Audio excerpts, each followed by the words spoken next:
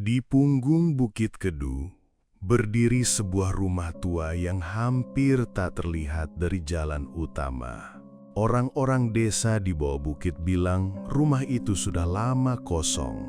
Ada yang bilang pemilik terakhirnya sekeluarga menghilang. Ada juga yang bilang tiap malam terdengar suara tangisan dari balik jendela kaca yang retak. Malam itu, hujan deras jatuh seperti batu.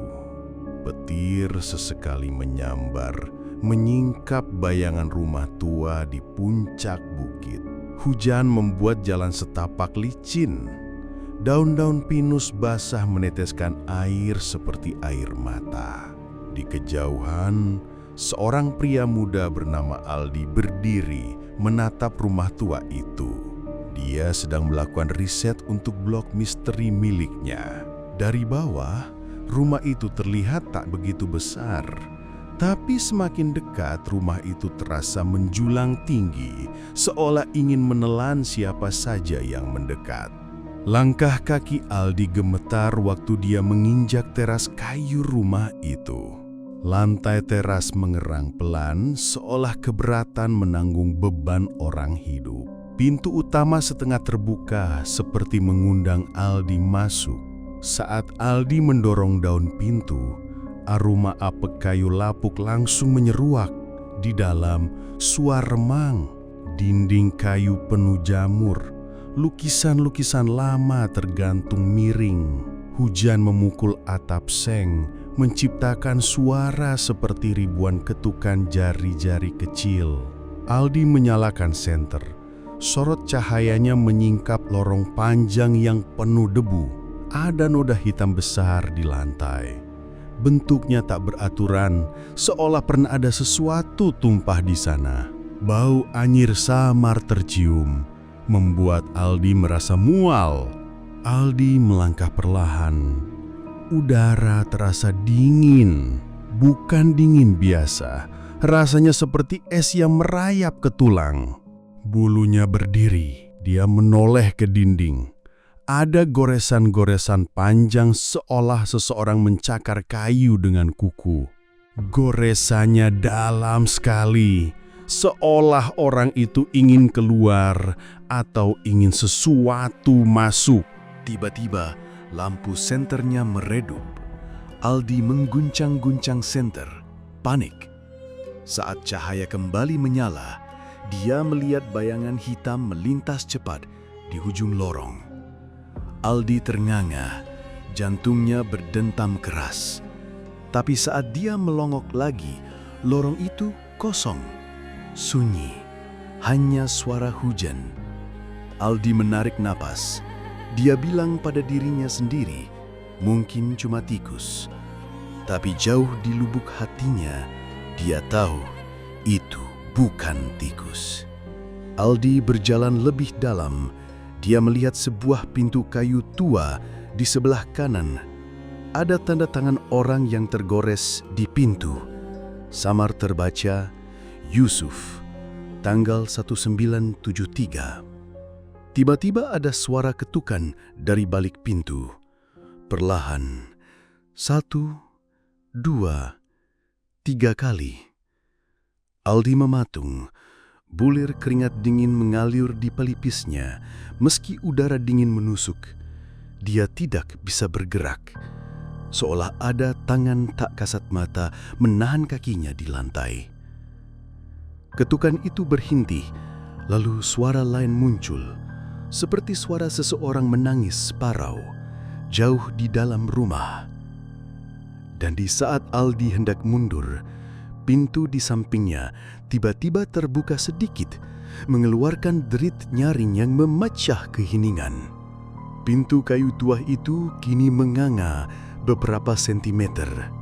Kegelapan di baliknya terasa pekat seperti lumpur. Aldi menatap celah itu, berharap tak ada apapun yang muncul. Namun rasa penasarannya menekannya lebih kuat daripada rasa takut. Dia mencondongkan badan, mengintip ke dalam. Bau lembab langsung menghantam wajahnya. Ruangan di balik pintu ternyata sebuah kamar. Dindingnya terpenuhi noda hitam seperti bekas terbakar. Di lantai terhampar pecahan kaca dan serpihan kayu.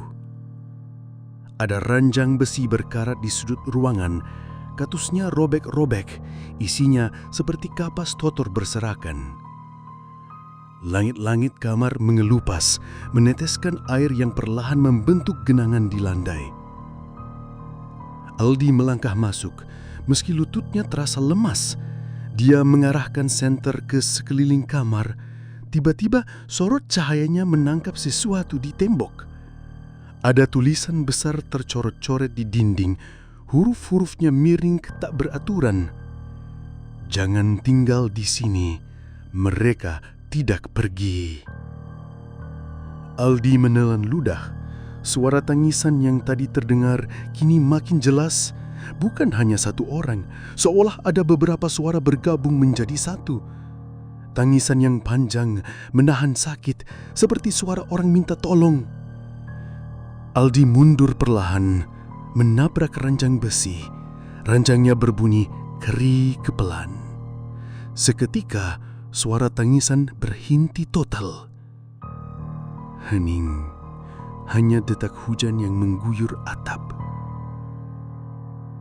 Tiba-tiba ranjang bergetar hebat, seolah ada sesuatu di bawahnya yang berusaha keluar. Aldi langsung meloncat mundur, hampir terjatuh. Dia mengerahkan senter ke kolong ranjang, tapi hanya gelap pekat yang terlihat. Lalu, dari kolong ranjang muncul bau anyir yang menyengat.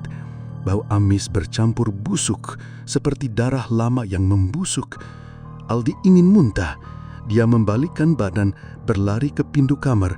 Saat melewati ambang pintu, dia sempat menoleh ke belakang. Saat itulah, dia melihat mata merah yang menatapnya dari bawah ranjang. Mata itu bulat, berkilat seperti bara api. Aldi menjerit tertahan, membanting pintu kamar. Lorong rumah tua ini kini terasa lebih gelap daripada sebelumnya. Nafas Aldi memburu, tangannya gemetar saat memegang senter. Setiap bayangan di dinding tampak bergerak seolah mengintainya.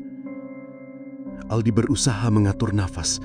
Dia bilang pada dirinya dia harus segera keluar, tapi waktu dia berbalik, dia mendapati lorong yang tadi dilewatinya sudah tidak sama lagi. Dindingnya kini dipenuhi lukisan wajah-wajah manusia yang tampak kesakitan. Mata lukisan-lukisan itu seperti mengikutinya kemanapun dia bergerak. Lantainya berubah menjadi papan kayu rapuh, penuh ratakan. Udara makin dingin, seperti ada es yang merayap naik dari lantai ke kakinya. Aldi melangkah cepat, berusaha mencari pintu keluar. Namun setiap dia melewati pintu, dia selalu kembali ke lorong yang sama. Seolah rumah itu menelannya ke dalam perutnya sendiri. Tiba-tiba terdengar suara langkah kaki. Berat, pelan, mendekat. Aldi menoleh ke ujung lorong. Ada sosok perempuan berambut panjang berdiri di sana. Rambutnya basah menutupi wajah. Gaunnya putih, kotor penuh lumpur. Dia berdiri diam, tidak bergerak. Namun kepalanya perlahan miring ke kanan, lalu ke kiri. Seolah sedang mempelajari Aldi. Aldi terpaku. Dia tidak bisa lari. Jantungnya berdegup begitu keras hingga terasa sakit. Sosok itu lalu mulai melangkah. Setiap langkahnya membuat lantai kayu berderit nyaring. Mendekat dan mendekat. Aldi mundur perlahan sampai punggungnya menyentuh dinding. Sosok perempuan itu kini hanya berjarak beberapa langkah. Air menetes dari ujung rambutnya ke lantai, menciptakan genangan kecil. Bau tanah basah menyeruak makin tajam. Perempuan itu tiba-tiba berhenti. Perlahan, dia mengangkat wajahnya. Wajah pucat, Mata hitam besar melotot seolah tak memiliki bola mata.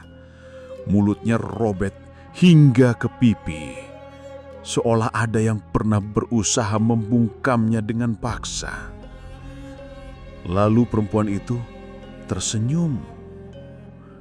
Senyum perempuan itu bukan senyum biasa. Bibirnya yang robek menciptakan garis senyum yang nyaris menyentuh telinga, tapi tak ada kehangatan di wajahnya. Hanya dingin, hampa, dan haus, seperti seseorang yang belum pernah merasakan kebahagiaan. Aldi ingin berteriak, tapi tak ada suara yang keluar. Tenggorokannya kering, kakinya seperti tertanam di lantai. Sosok perempuan itu kini hanya beberapa jengkal dari wajahnya. Ia menunduk sedikit, seolah mencium bau ketakutan Aldi. Lalu dia berbisik tanpa membuka mulut, "Kamu sudah dipilih." Setelah itu, semuanya gelap. Aldi pingsan. Saat dia membuka mata, dia berada di ruang lain. Ruangan itu tampak seperti ruang keluarga, tapi penuh dengan benda-benda aneh.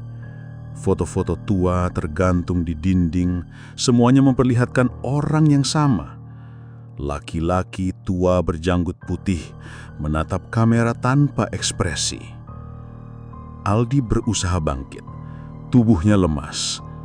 Dia melihat sebuah jam dinding besar yang jarumnya bergerak mundur. Ruangan itu berdebu, tapi tak ada sarang laba-laba.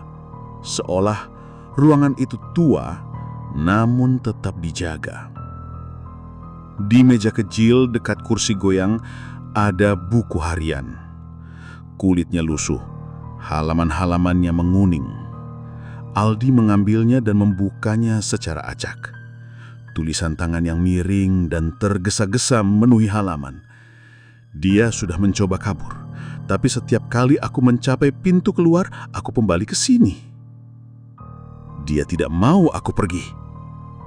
Mereka semua masih di sini. Lorong itu hidup. Rumah ini lapar. Tiba-tiba kursi goyang di sebelahnya mulai bergerak sendiri, perlahan. Aldi menjatuhkan buku harian, mundur ke dinding. Suara langkah kaki terdengar dari langit-langit, seolah ada seseorang atau sesuatu berjalan di atasnya. Kemudian suara tawa kecil, seperti suara anak-anak muncul dari balik dinding, tertawa dan langsung berubah menjadi tangisan keras. Dari balik salah satu lemari ada suara ketukan, perlahan. Tok, tok, tok. Aldi mendekat dengan gemetar. Dia membuka lemari itu, kosong. Tapi di bagian belakang lemari ada lubang kecil sebesar kepala manusia. Dari dalamnya, hembusan udara dingin keluar. Dan dari dalam lubang itu muncul tangan.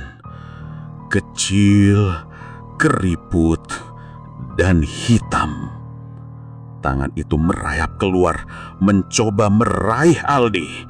Dia menjerit dan menutup pintu lemari sekuat tenaga, lalu berlari keluar ruangan, menabrak kursi dan menjatuhkan vas bunga tua yang pecah berderai. Kini dia berada kembali di lorong, tapi lorong itu berubah. Dindingnya kini seperti berdetak, seolah bernapas. Lantainya basah seperti berdiri di atas lidah yang menjilat-jilat kakinya. Di ujung lorong, Aldi melihat cermin besar. Bingkainya terbuat dari besi tua berkarat.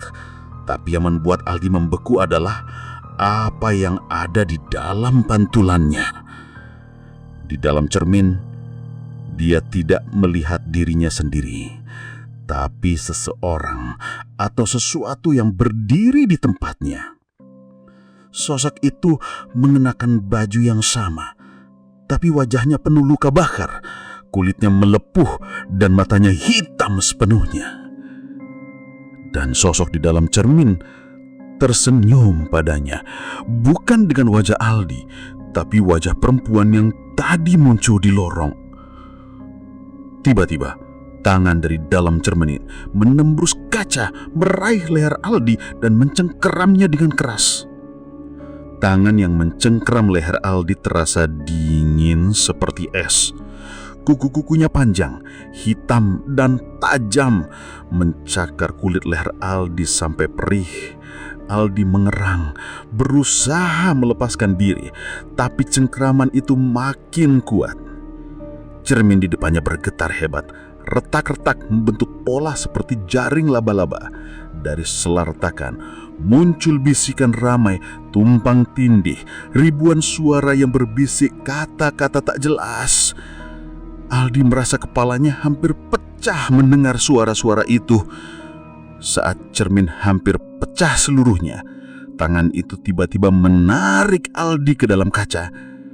Dunia di sekitar Aldi berubah seketika. Sekarang dia berdiri di lorong yang sama, tapi warnanya kehitaman.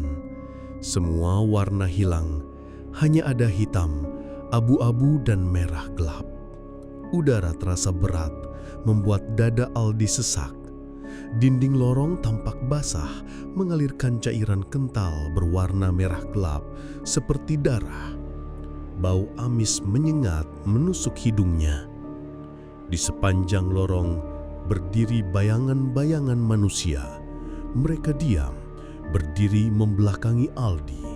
Tubuh mereka gemetar, seolah menahan isat. Rambut mereka basah menutupi wajah.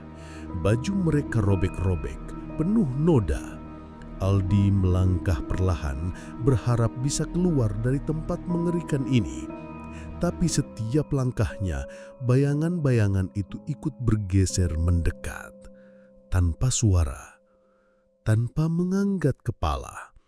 Seolah lorong itu makin sempit menelannya.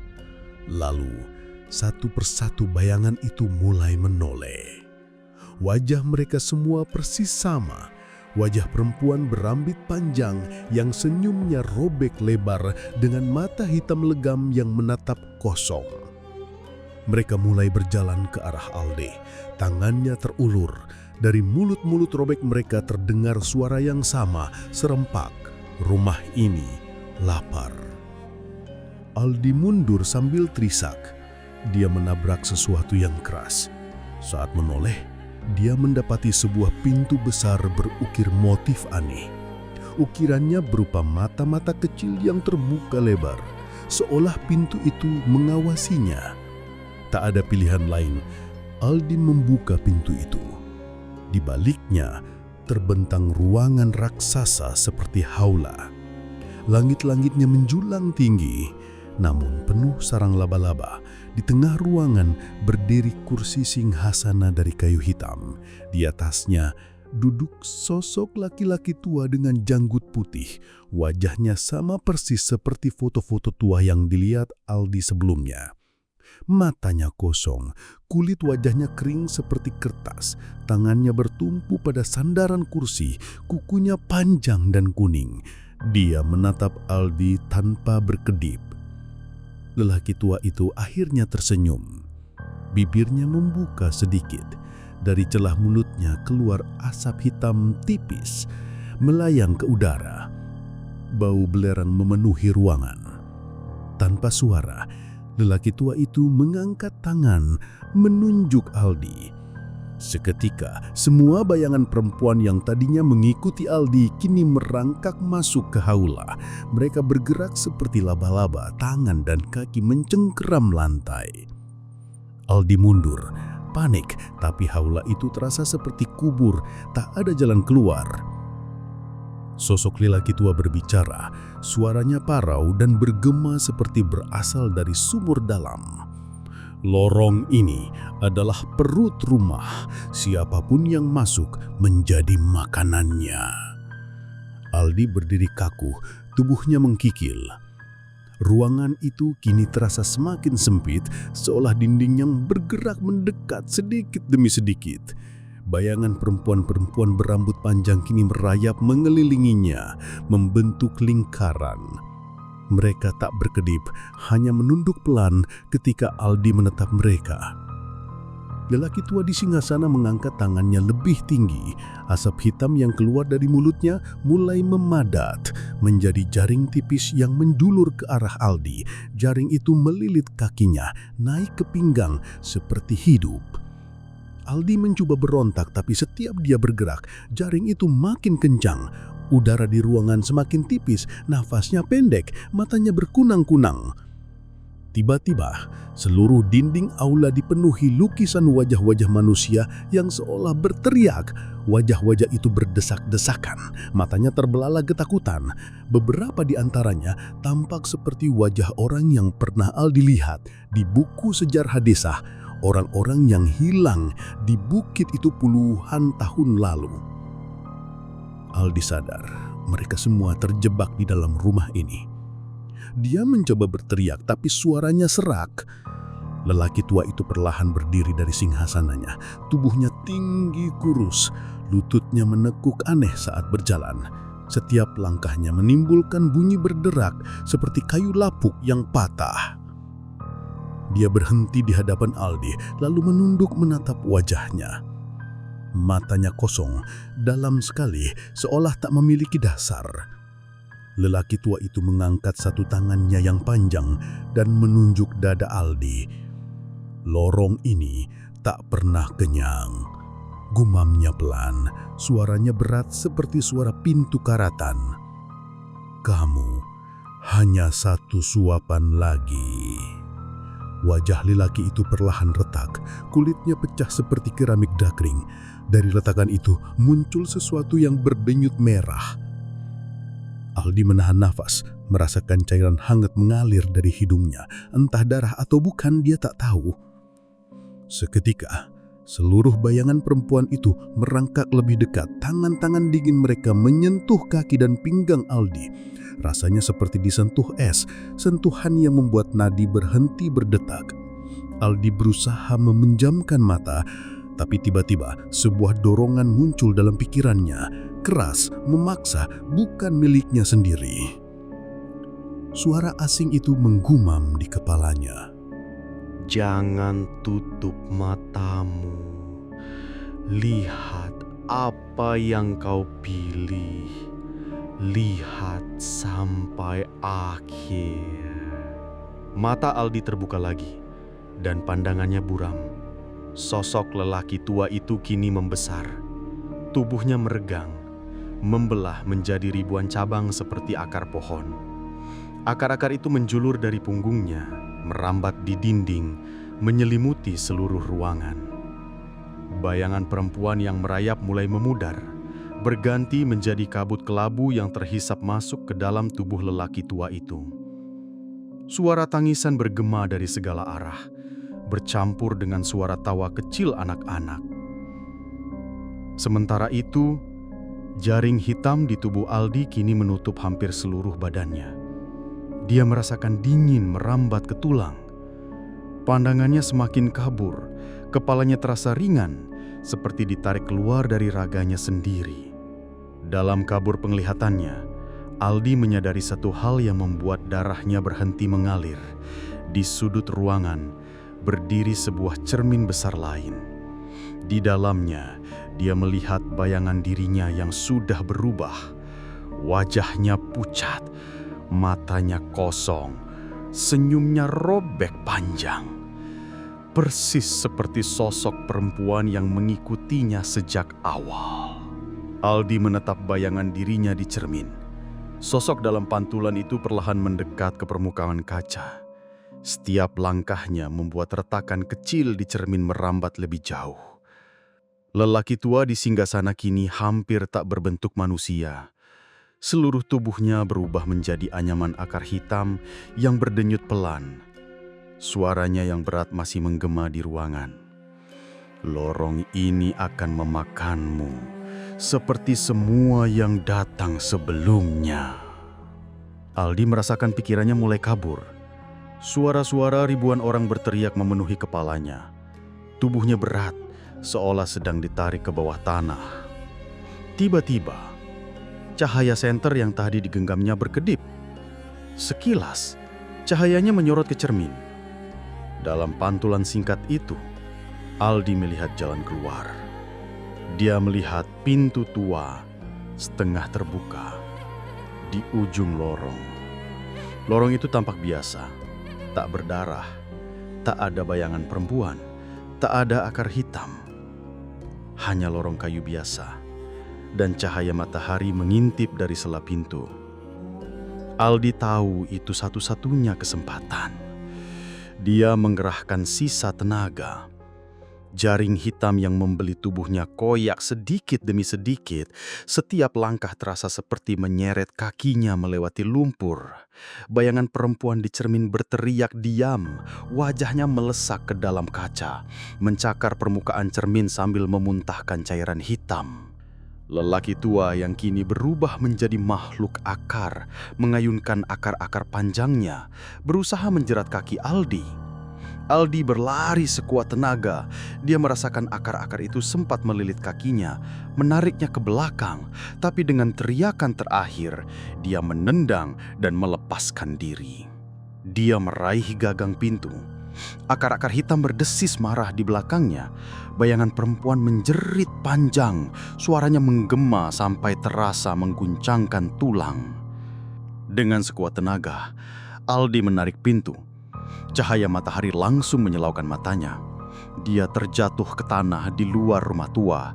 Udara dingin pegunungan menerpa wajahnya. Hujan sudah berhenti. Langit di atas Bukit Kedu tampak kelabu, tapi nyata. Tak ada lorong berdarah, tak ada bisikan ribuan suara.